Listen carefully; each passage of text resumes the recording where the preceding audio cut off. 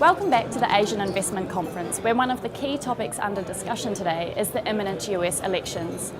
Joining us now is Grant Aldonas, US Commerce Department's former Undersecretary for International Trade for the Bush administration. Grant, thank you for joining us. My pleasure. How would potential US election result scenarios affect the still fragile economy?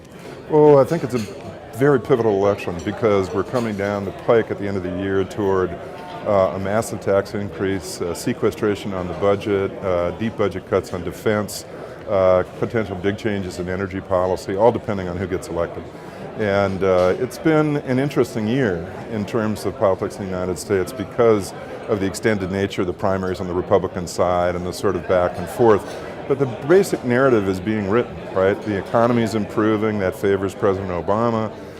Certainly in terms of events internationally, there hasn't been anything that's undercut that. So you can sort of see the narrative running up to the election at this point. What will the likely economic policy moves of the candidates be once in power? The most important thing, of course, is getting our fiscal house in order, where there'll be a very different approach from a Republican candidate relative to the president. The president put together a budget that would add $3.5 trillion to the debt over 10 years, whereas Republicans are committed to the opposite outcome. The other important issue is our global engagement, where the president has pursued a series of Bush-era initiatives, but nothing new on his front, and is restrained by his own constituents here. As Republicans are going to be more interested in trying to write the rules in the global economy that would serve the global economy's interest in growth, ultimately. You mentioned the fiscal situation. What needs to be done to improve it?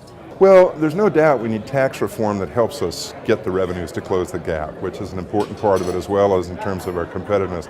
Also restraining spending, which is not just working around the margins in terms of discretionary spending. It really is tackling the big entitlement programs in our country, which again is very difficult for President Obama to do. He doesn't have a mandate from his constituency to try and tackle those issues.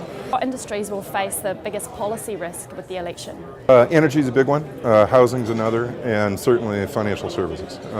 Energy, very different attitudes toward the development of energy in the United States, particularly with shale and gas and the Keystone Pipeline. In terms of housing, very different attitude toward interventions in the marketplace that ultimately work against us working our way out of the foreclosure crisis, where a Romney presidency, for example, would be much more to let the market operate and let the existing law prevail at the end of the day. And finally, financial services, it really boils down to Dodd-Frank and whether or not the regulations that are being written, as well as what we might see in the way of new regulation from an Obama administration, from an Obama-led SEC, would be negative in terms of the financial services industry in the United States. And what will the likely economic policy paths be of the key candidates once in power? I think with Romney you'd have much more of an embrace of the marketplace and a strong effort to deregulate different aspects of the economy, certainly on the energy side, certainly with respect to financial services.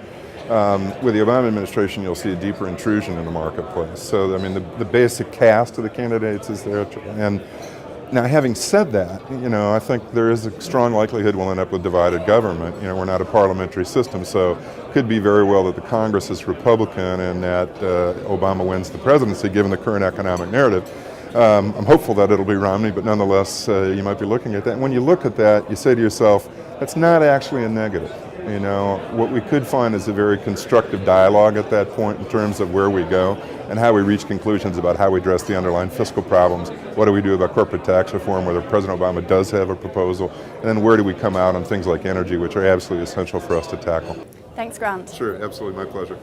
Stay tuned to AIC TV for more updates from thought leaders.